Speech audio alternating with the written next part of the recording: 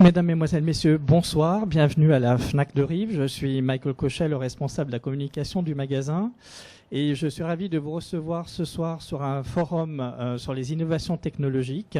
Et ce soir, nous allons aborder le thème des appareils photo réflexes. Comme vous le savez tous, il existe plusieurs types d'appareils. Le compact habituel, classique, que tout le monde connaît, qui va dans la poche, qui permet de partir en vacances, qui ne prend pas de place. Vous avez l'intermédiaire qu'on appelle un bridge, c'est-à-dire un appareil avec un zoom beaucoup plus conséquent, qui permettra de faire un petit peu plus de choses, qui aura un peu plus de réglages, qui permettra, bien entendu, de faire un peu plus que l'appareil compact. Et ensuite, donc, le fameux réflexe. Pourquoi choisir un réflexe?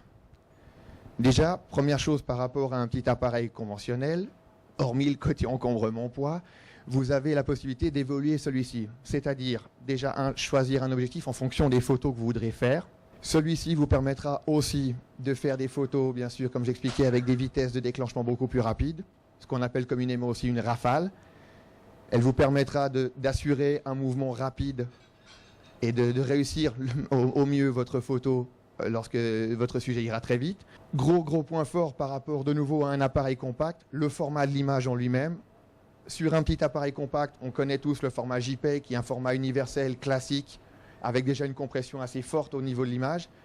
Sur le réflexe, gros point fort, on a le format RAW, qui est un format brut de chez Brut, qui vous permettra à vous, en tant qu'utilisateur, de retravailler votre image et d'avoir le meilleur rendu possible de votre capteur. Plus votre format de photo est élevé, plus vous aurez besoin d'une carte mémoire de grande capacité et bien entendu de place, bien entendu, sur l'ordinateur, puisque ça vous prendra beaucoup plus de place. Deuxième point que vous allez trouver sur un boîtier réflexe, c'est ce qu'on appelle la balance des blancs. C'est déjà super difficile. Vous permettra de choisir différentes teintes en fonction des situations dans lesquelles vous vous trouverez. En règle générale, il est réglé sur automatique. Donc il garde c'est l'appareil qui va gérer en fonction d'une cellule, de telle manière à dire ok, on a un manque de lumière, je me mets en ombragé, ou au contraire il y a beaucoup de lumière et il va adapter en conséquence. La sensibilité qu'on appelle communément ISO ou ASA pour les nostalgiques. Cette sensibilité va varier en fonction bien sûr de la lumière que vous allez avoir dans la pièce ou dans la situation, dans la scène que vous allez avoir et que vous allez prendre en photo. Cette sensibilité donc se règle de telle manière à plus votre chiffre que vous sélectionnerez sur votre appareil sera élevé, moins vous aurez de lumière à l'endroit où vous êtes. Et inversement, bien entendu, plus le chiffre est bas au niveau de la sensibilité, plus vous avez lumière dans l'environnement dans lequel vous serez. De nouveau, cette sensibilité peut se régler de façon automatique. L'appareil photo peut gérer ça pour vous, de telle manière à dire attention, là il y a un manque de lumière, on monte automatiquement la sensibilité, ou au contraire, on la descend s'il y en a trop. Autre point très important qu'on peut parler, c'est au niveau du réglage de l'appareil, vous avez différents modes. Ces modes, c'est une petite roulette que vous retrouvez en règle générale, je vais le montrer sur celui-ci, c'est plus simple, sur le haut du boîtier, avec différentes lettres, voire différents logos. Ce sont soit des réglages prédéfinis par l'appareil pour des situations bien spécifiques, portrait, paysage de nuit, ou au contraire, des réglages que vous allez faire vous-même, c'est-à-dire vous mettre en priorité vitesse pour donner un effet de mouvement à votre photo, priorité ouverture pour chercher justement le côté le plus lumineux possible, et en manuel, ça c'est si vous aimez vous compliquer la vie, réglez tout vous-même manuellement, votre vitesse, votre ouverture pour donner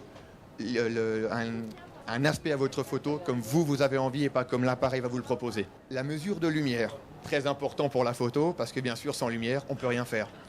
Donc la mesure se fait de différentes manières. Vous avez ce qu'on appelle une mesure matricielle, c'est-à-dire l'appareil va mesurer, la cellule va mesurer toute une zone sur toute la séquence que vous allez prendre en photo. Ça, c'est le standard. Vous avez une pondérée centrale, c'est-à-dire on va prendre un point de lumière sur le centre du viseur, principalement, le centre de l'image. On va prendre le point le plus lumineux sur le centre de l'image. Et le spot, c'est une toute petite zone qu'on va choisir à l'avance sur la photo. L'autofocus, c'est le système, donc le calcul de la netteté. C'est de choisir un point spécifique sur l'endroit où vous allez faire votre photo. Donc de nouveau, pour l'idée du portrait, de bien choisir de faire la mise au point sur l'œil, parce que c'est là en règle générale où tout le monde va regarder, la photo doit être bien nette à ce niveau-là. Donc bien faire la mise au point sur l'œil. Et une fois que ceci est fait, donc de bien appuyer à mi-course jusqu'à ce que la mise au point soit faite.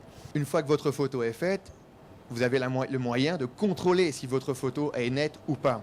Donc Un bouton déjà apparaît sur l'appareil, c'est un bouton lecture que vous retrouvez aussi sur les appareils compacts.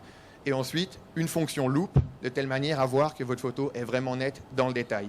C'est le gros avantage du numérique par rapport à l'argentique. Pas besoin d'attendre le développement pour avoir un résultat si elle est vraiment nette ou pas. Et le dernier point important qui peut vous aider énormément lors d'une prise de photo, le bracketing, c'est un système qui vous permettra, de nouveau à vous en tant qu'utilisateur, de faire 3 photos différentes avec 3 expositions différentes, c'est-à-dire 3 gestions de lumière différentes sur la même photo. Le but, de toute façon, premier, peu importe le type de boîtier qu'on a, peu importe les objectifs, le matériel qu'on a, le but premier, de toute façon, est de s'éclater en faisant de la photo. C'est le plus important.